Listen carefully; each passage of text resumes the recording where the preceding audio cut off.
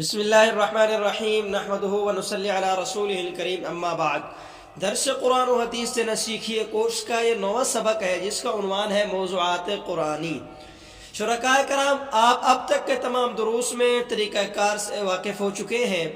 درس دینے کا ایک عملی نمونہ بھی آپ کی خدمت میں آ چکا، ترتیب بھی آ چکی اور اس کے لیے درکار عوامل پر بھی تفصیل سے بات ہو چکی۔ اب ہم جا رہے ہیں قرآن کریم کے موضوعات پر گفتگو کرنے۔ یاد رکھیں کہ پورے دین کا خلاصہ 6 چیزیں ہیں۔ قرآن کریم میں جتنے بھی موضوعات بیان ہوئے ہیں ان سب کو سامنے رکھ کر 6 عنوانات قائم کیے جا سکتے ہیں: عقائد، عبادات، معاملات، معاشرت، اخلاق، احکام اور قصص۔ یہ 6 عنوان ہیں جن کے اوپر پورے قرآن کریم میں بیان کیا گیا ہے۔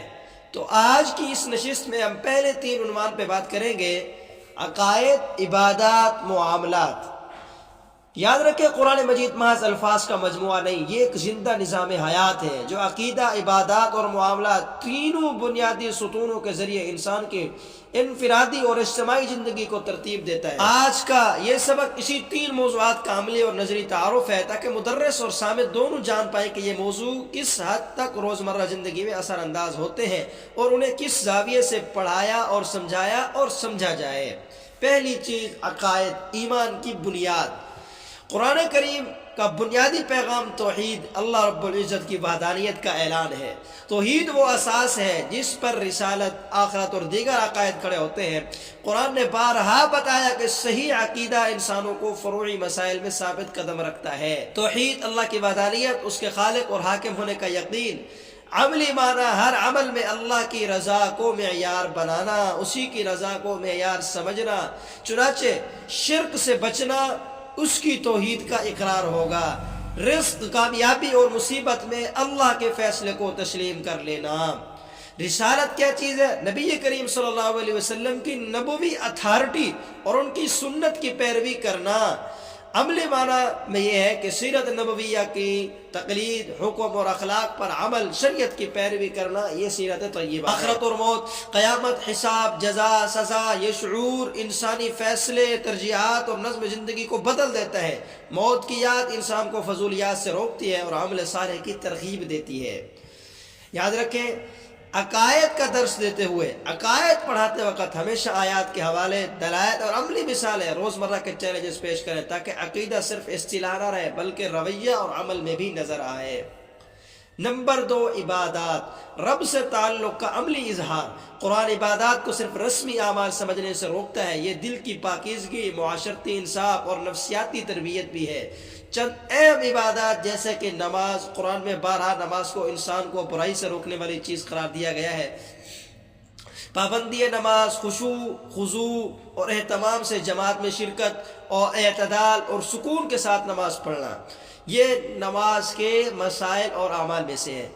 دوسری عبادت ہے روزہ، جو تقوی کو بڑھاتا ہے، نفس کی گرفت اس سے کم ہو جاتی ہے، صبر اور استقلال اس روزے سے انسان کے اندر پیدا ہوتا ہے۔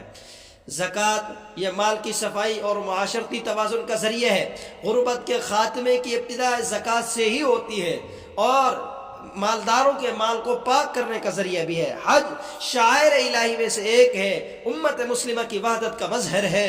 قربانی اور اجتماعی اخلاق کا مظاہرہ حج کے ذریعے ہی کیا جا سکتا ہے۔ جہاد، اللہ رب العزت کے احکام اور اللہ کے دین کو نہ ماننے والوں کے خلاف جہاد کرنا، اور یہ دفاعی جہاد بھی ہو سکتا ہے، اقدامی بھی ہو سکتا ہے۔ قرآن کریم کے آیات کی روشنی میں جس موقع کے مناسبت سے جو جہاد دفاعی ہو اس کی وضاحت، اور اگر جہاد اقدامی ہو تو اس کی وضاحت کی جائے۔ عبادات پڑھانے میں تفسیر عملی دے، نماز پر صرف تکنیک نہیں بلکہ نماز کو عملاً پڑھ کر دکھائے، روزے کے نفسیاتی فوائد بتائیں، زکوٰۃ کی معاشرتی تبدیلی کی عملی مثالیں ذکر کریں۔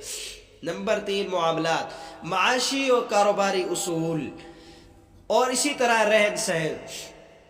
قرآن نے معاملات کو شریعت کا حصہ قرار دیا ہے۔ حلال کمانا، حلال کھانا، امانت داری، معاوضہ اور معاشی انصاف، یہ وہ چیزیں ہیں جو معاملات کا حصہ ہیں۔ خرید و فروخت ایمانداری کے ساتھ، وزن اور پیمانہ درست ہو، دھوکہ نہ کیا جائے، صاف معاملہ کیا جائے، واضح معاہدات ہو۔ اجارہ یعنی کرایہ داری، مزدور کی اجرت، خدمات کے معاوضے میں عدل و انصاف، معاہدے کی واضح شرائط کا ذکر کرنا، ہبہ اور وقف، مال خیرات کرنا، وقف کے اصول، سماجی فلاح کے لیے اثاثوں کا مستقل وقف اور اس کے لیے مختلف مسائل کی صورتحال، مزاربت، شرکت تجارت، سرمایہ دار اور عامل کے حقوق و فرائض، منافع اور نقصان کی تقسیم میں شفافیت، یہ ساری چیزیں مزاربت کہلاتی ہیں۔ سود اور دھوکے کی ممانعت، قرآن نے سود کو معاشی ظلم قرار دیا ہے، اس کی جگہ قسط، شراکت اور اخلاقی تجارت سکھائی گئی ہے۔ اس لیے قرض لے کر انصاف کے ساتھ جتنے قرض لیے ہیں واپس کرے اور سود اور دھوکہ دہی کے حرام امور سے اپنے آپ کو بچانے کی کوشش کرے۔ معاملات کی شرح دیتے وقت سادہ مثالیں دیں، بازار، دکاندار، گاہک، زرعی شراکت اور واضح اصول، رسید، شرائط تحریر وغیرہ بتائیں تاکہ عوام فہم اور صحیح طریقے سے سمجھ سکیں۔ عقیدہ، عبادات اور معاملات تینوں آپس میں جڑے ہوئے ہیں، اس لیے صحیح عقیدہ انسان کو عبادات کی طرف لگاتا ہے۔ نماز، روزہ، زکوٰۃ وغیرہ انسان کے اخلاق اور معاشرتی معاملات کو بہتر بناتے ہیں۔